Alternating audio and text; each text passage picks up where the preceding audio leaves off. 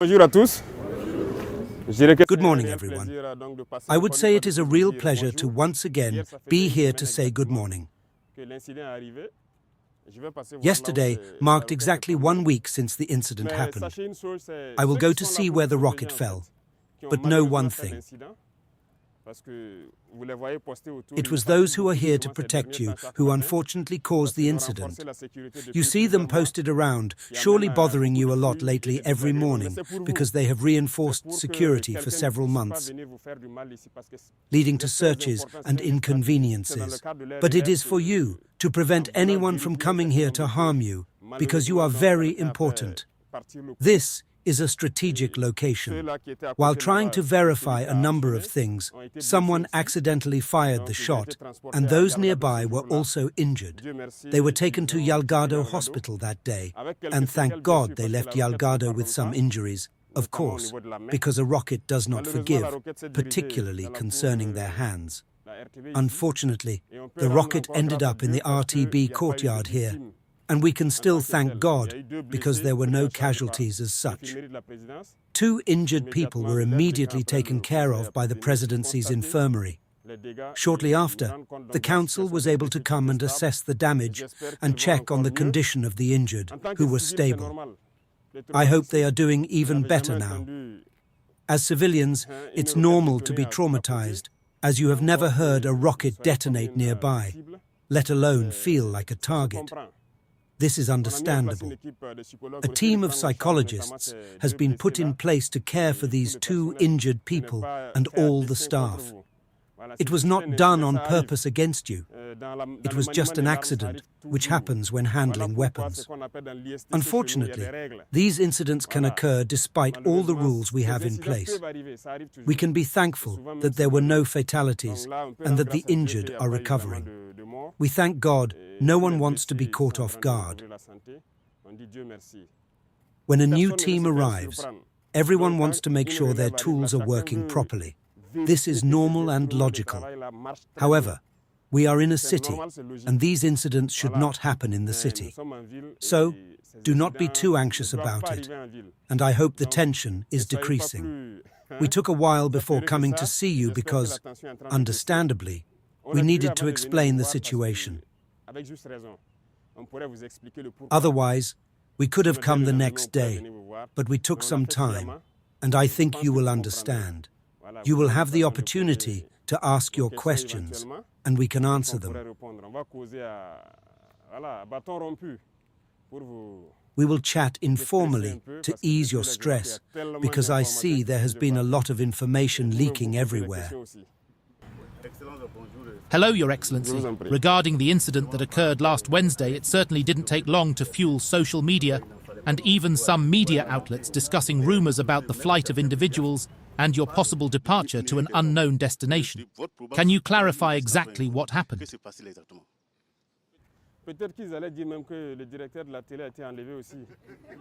Maybe they would even say that the TV director was kidnapped as well. Well, that's not the case. Sometimes we use certain terms, and people say not to use them. But the reality is there. There are stateless people and enemies of the nation. In a speech by Sankara that I saw you broadcast last time, I was listening, and it is still relevant today. It's as if he is speaking today. That's the reality. There is absolutely nothing to worry about. We are here, and everyone should be careful. That day, the incident happened while we were in a meeting. If people had fled, would there have been a press briefing afterwards? But as they usually lie as easily as they breathe, they try to deceive people. You shouldn't listen to these individuals. They just want to distract people. It's nothing important. We never back down. We are soldiers. This is the last thing on our minds.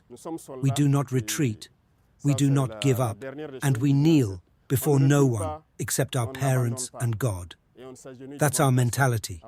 They can say whatever they want, and we watch them. That's precisely why we didn't come earlier. We had to let them fuel their lies. Maybe they would come and say the director was kidnapped, and his wife might even believe their nonsense. Now, seeing the truth, she would realize that they are lying. They are full of hate and intellectually constipated, which is why they are forced to lie. They likely have a pact with the imperialists and are obligated to work for them to deceive people. They are basically crooks. We are here, continuing to work. We are with you every morning. We didn't want to come earlier to let them drown in their own lies, and I think they have indeed drowned now. All of Africa understands that they are stateless and enemies of the nation. Otherwise, there is absolutely nothing to worry about. We are here and we are working.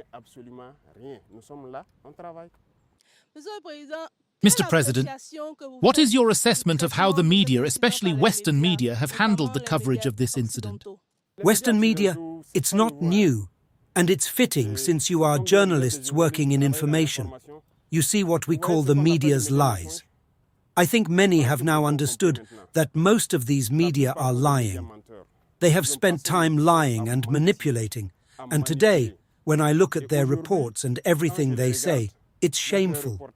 They have even managed to prove to all of Africa and the entire world that they are liars, and that's good.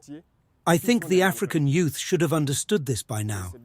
The youth in Burkina Faso should have understood it and unsubscribed from these channels and stopped listening to them because they have manipulated all of us for a long time. You have several examples among you, like in Côte d'Ivoire. Who doesn't hate Gbagbo? Our generation hated him so much because they lied about him and spread nonsense.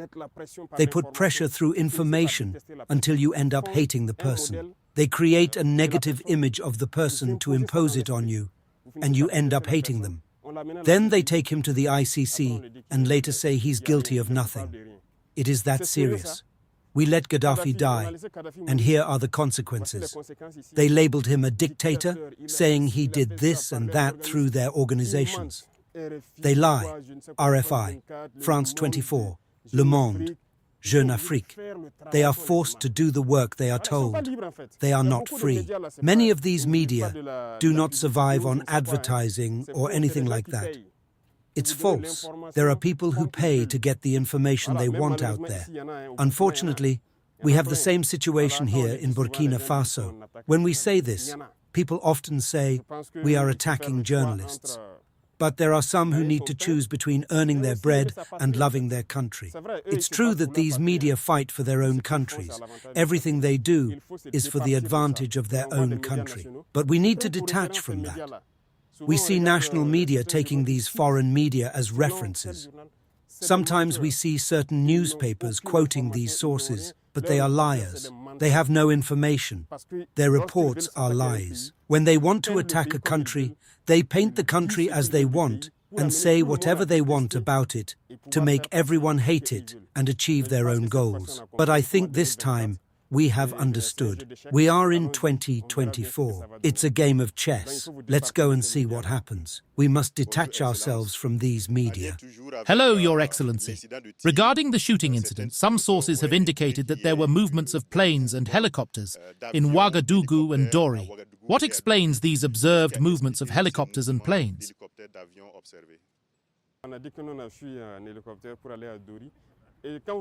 They said that we used a helicopter to go to Dori, and when you see adults lying, it's pitiful. In reality, it was Wednesday, the day after the Mansilla attack. We launched an operation in Mansilla, and the helicopters were sending troops for reinforcement. That's all it was. They took off from here, went to Dori, and picked up elements from the 9th Brigade. There were troops from the gendarmerie that they took from Ouagadougou to Mansilla for the operation. When they learned about this, they twisted the truth. They always take a true piece of information and build a big lie around it. If you're not vigilant, you'll believe it. The helicopters did indeed fly over. That's a fact everyone observed. But the question is, why did they fly over? They construct a big lie around this fact. Everyone saw the helicopters, but they used that to say they fled, which is false. It's the same tactic they used when the Ilyushin planes landed in Ouagadougou. There were 6 Ilyushin flights. That's true. The planes landed, but they take this and build a big lie around it, saying they brought Wagner forces or Malian soldiers. I wouldn't call them Malian soldiers. They are soldiers of the transition. They are Malian soldiers, and they are free to come to Burkina Faso whenever they want, however they want. But it's false. Absolutely false. The Russians are already here, working together with us. So why would we bring more? It makes no sense. Second, I can assure you, the planes that landed, for example, are UN materials. After the end of the mission, the munitions remained in Gao and Bamako. The ship Tombouctou started transporting our munitions for evacuation to Bamako, but they destroyed that ship. So we found other ways to send them. These munitions were gathered to be brought here, including munitions from other countries. There is a UN structure which is aware of this operation and is supposed to supervise it. These were munitions collected in Gao. We had an FPU there and our men. The munitions were in Bamako. That's all. But the fervor around this should make you understand that something is odd. It's false. There was nothing. This caused the General Staff to issue a statement yesterday or the day before, because the soldiers' parents in Dori started calling them, worried about a mutiny or something. The soldiers are on operation. Some are near Mangodara, others are in operation near Banfora. Their parents were bothering them a lot, so they asked if the General Staff could communicate to stop the harassment and let them concentrate on their operations. What they are doing is not good. Otherwise, there is absolutely nothing. Maybe it's their wish, but they won't see it happen. It's an insult to our soldiers. Our soldiers are much smarter than that. They know what they are doing. They know where the country is heading. Your Excellency, in this environment, there has even been talk of a power vacuum. And within the army, there are negotiations to designate your successor. Have you been informed about these negotiations? If they say there is a power vacuum, let them come and take over, since they claim I fled to Niger. But they won't come, and even if they do, what are they coming for? They haven't understood anything, but you have to understand that if they were paid and didn't achieve their goals, they have to lie to justify their actions. It's not just them. You see some people traveling around the world, lying and collaborating with terrorists to kill Burkinabe, believing they can change things. That's outdated. People have understood. So maybe tell them, if there is a power vacuum, let them come and take over. These people have nothing. They have no children, nothing in the army. And you are the ones sitting there trying to manipulate other people's children, hoping to achieve your own goals. Are they intelligent? It's an insult to the Burkinabe people, to treat them like children, telling them nonsense and thinking they will believe it. No, people are intelligent. We are in 2024. It's not the old days when people would see such information and jump on it. But keep in mind, they have multiple objectives.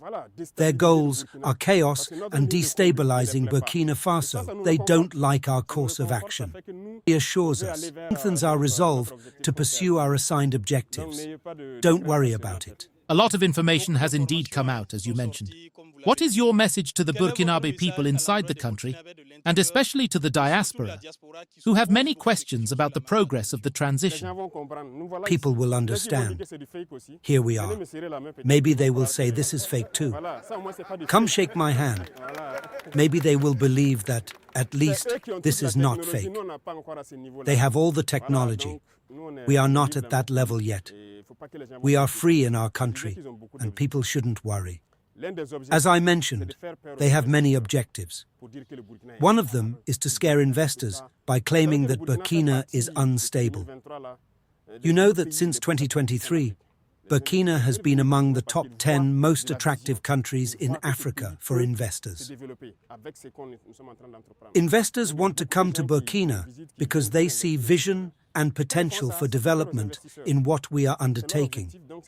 Many people are visiting us to invest in Burkina. When they spread these rumors, they aim to scare investors.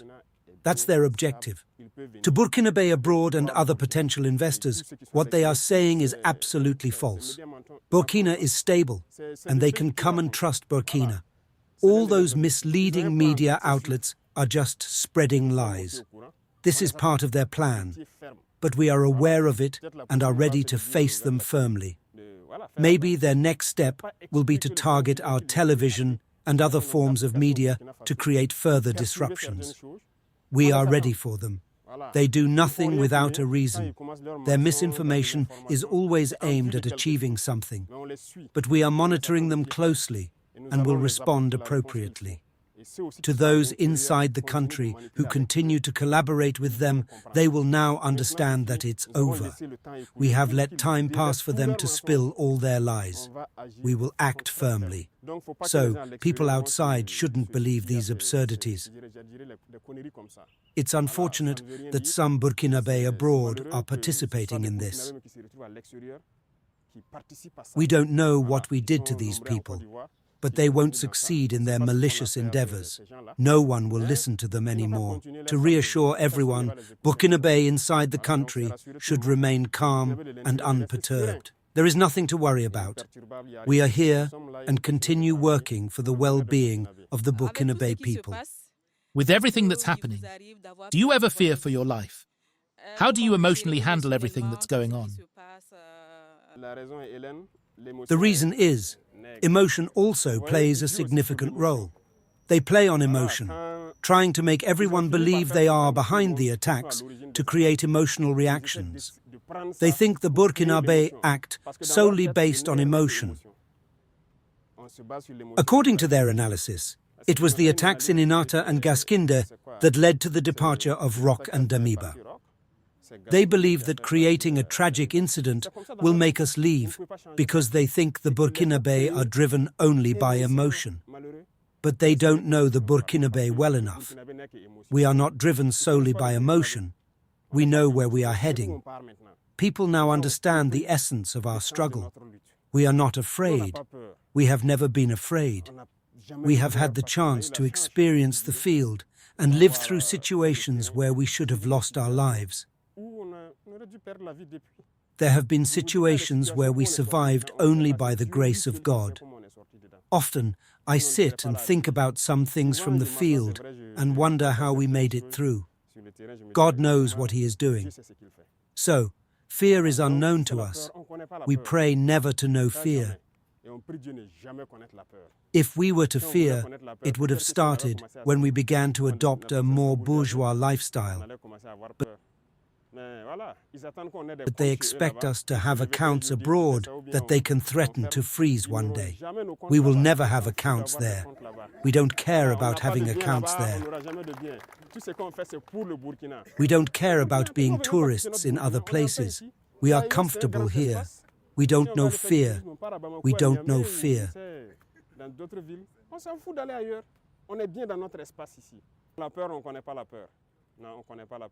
We have decided to commit to our country, fully aware of all the risks. We have abandoned our entire lives for this, our youth for the mission for our country. So there is no fear. You can rest assured, there is zero fear. The next phase to be very careful about is artificial intelligence. It's important to pay attention because I have seen videos of myself speaking Spanish or Chinese. I thank those who do this as they translate our speeches, but it is very dangerous. This phase will come, along with hacking and other things. So stay focused. Keep up the patriotic work you are doing. Thank you very much for your courage, and I hope your spirits are lifted. Don't be afraid. They are here for you.